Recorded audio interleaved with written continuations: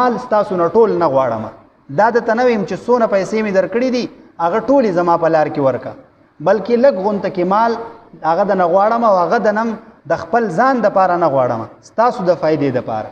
لکه الله تعالی چې د زکات کم مقدار مقرر کړی دی نو هغه ډېر زیات لږ دی، انتهایی لږ دی. په مثال باندې که مونږ د پوهېدو کوشش وکړو لکه 40 نوڼی دي نو په 40 نوڼو کې دا یو کم 40 نوڼی ستا دی او یوه نوڼی د الله ده، د الله دپاره ده، او هغه هم د دې دپاره چې توی ورکړه چې ستا په مال کې اضافه وشي، الله تعالی ته په دې باندې څه فایده نه رسي. دا زکات چې الله تعالی فرض کړی دی نو دا هم د دې دپاره فرض کړی دی چې د دې سره ستا مال پاک شي او ستا په مال کې اضافه وشي. د زکات معنی څه ده؟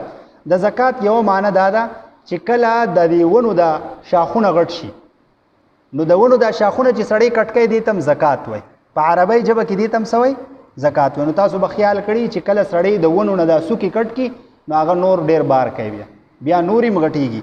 نو الله تعالی فرمایي چې تاسو زما په لار کې زکات ورکوي او ټول مال ستاسو نه نه غواړم، لږه غونته کې حصه چې مې د باندې مقرر کړې ده چې هغه تاسو ورکوي نو په دې کې ستاسو خپله فایده ده، زما په کې څه فایده نشته، د ځان دپاره زه ستاسو نه مال نه غواړم.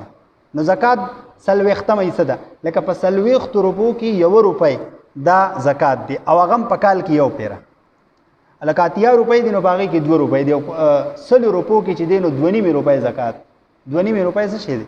زما په خیال کې یو ماشوم لته 100 روپۍ ورکړي چې دا ستا شوې او بیا دې ورته ووایي چې دا 100 روپۍ والا او ماله صرف 10 روپۍ راکړه، نو هغه به تاله په هرو 100 روپو باندې 10 روپۍ درکوي. خو الله تعالی زموږ سره دومره مهرباني کړي چې 100 روپۍ مې درکړي په هغې کې 40 حصه یعنی په 100 روپو کې صرف 2.5 روپۍ او هغه هم په کال کې یوه پیره، دا زکات دی. څومره لږ زکات، انتهایی معمولی رقم دا الله تعالی د زکات دپاره مقرر کړي او په هغې کې هم خلک ټال مټول کوي، زکات نه ورکوي. نو الله تعالی فرمایي دا خو ما ستاسو نه لا ستاسو ټول مالونه نه دي غوښتي، که بالفرض ستاسو ټول مال مې ستاسو نه غوښتي وي نو تاسو به د خپل زړه هغه ناخوښتیا هغه به هم ظاهره کړې وه. نو الله تعالی په تاسو باندې رحم کړی دی او ستاسو نه ستاسو ټول مال نه دی غوښتي. او کوم ځای کې چې الله تعالی د خرج کولو حکم کړی نو الله تعالی څه وایي؟